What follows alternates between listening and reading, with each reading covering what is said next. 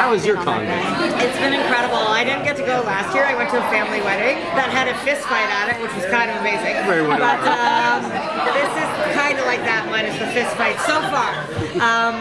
I love Comic-Con so much. It's really the reward for all your hard work, right? And to see the people face to face who I love so much, who enjoy the show, it just reinforces all why you've worked so hard at 3 a.m. Remind me that I said that. If we go again, I'll be like, oh.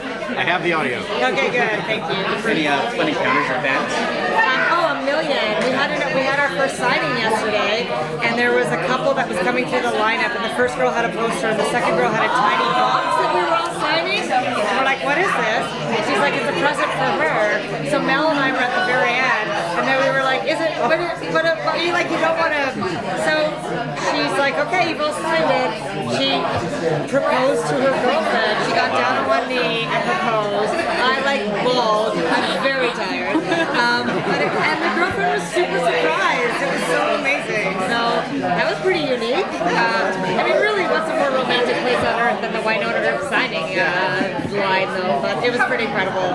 People in the back of the line cheering. Exactly. We did something really fun too. We're really known for our live tweets on the show. Every Friday night we all get together.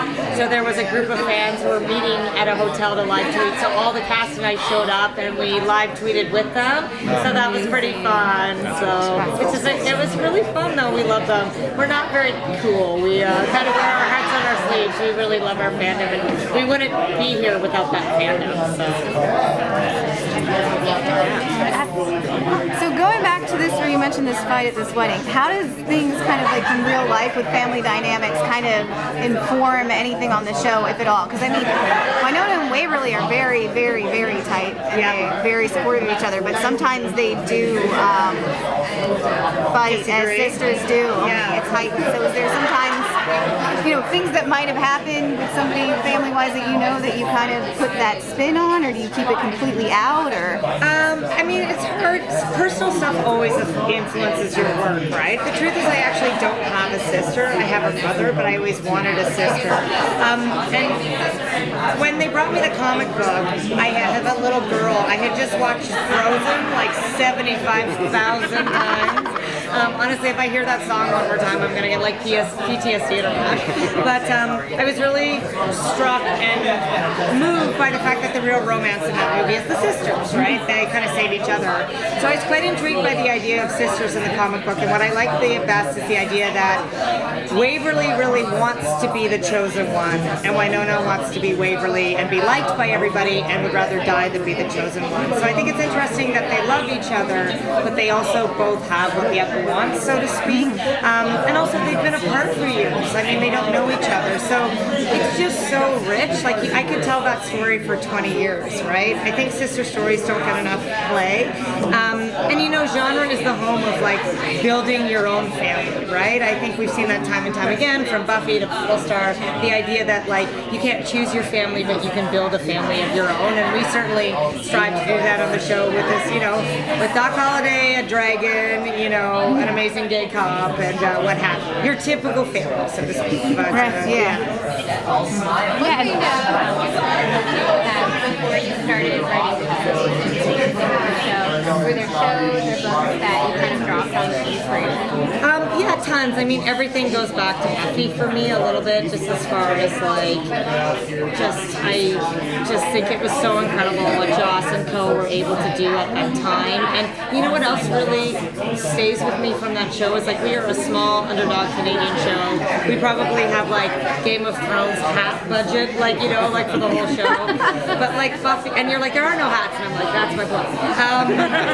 But like Buffy, even now you watch it, and like you can see the zipper of the demon's back, but the heart and the emotions and the relationship, the characters are so true and so earned that like the audience doesn't care. And when I get nervous about special effects or stuff like that, I'm like, no, if it still comes back to like what's honest and real and moving, that's kind of really important. So yeah.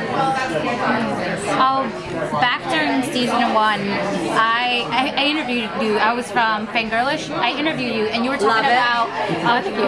Unless you're gone, then I hate. No, I'm just kidding. I love you. No, I'm just kidding. And you mentioned that Wynonna felt like your ugly baby. That Oh, I you just know. absolutely. How do you feel about your ugly baby now being in season 2, being in Comic-Con? Like, Amazing. Like, the truth is, Wynonna is a really hard sell, right? Like, it's a crazy title. It's kind of weird. Wyatt Earp is like the most iconic American legend ever, but it's like a Canadian show.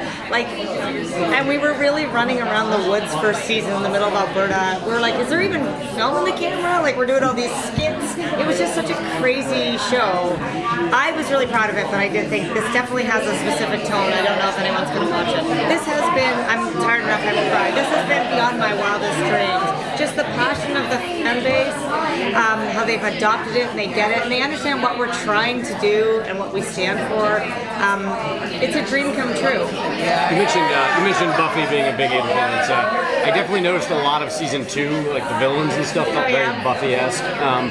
What goes into like creating those types, like the widows and the spiders and all that stuff? Like, do you look at old stuff like Buffy and try to get inspiration? You know what? Yes, I think less Buffy because I really do. I'm so honest about my love of Buffy. I really try not to be. I try to be respectfully imitative versus derivative, right? You can tell me later if I succeeded or didn't. It's honestly budget. Like, what can you do on the budget? So anything humanoid is just better than like the Demogorgon from Stranger Things, right? That would be again our whole budget. So you end up using a lot of the same tropes, and also like a good scary spider story is just a good horror movie material, right? Everybody hates spiders. Not everybody, but like it's a good, cheap, fun creature of the week, so to speak. The widows we definitely built backwards because they're going somewhere and they're very important characters. So any homage is just that. But I think a lot of it is just common genre tropes, and a lot of it comes from both comics too. Like really, Wynonna is a monster squad hunter, so every type of creature appears in the comics: werewolves, vampires, zombies, but with a twist. So thank you so much, guys. Enjoy it.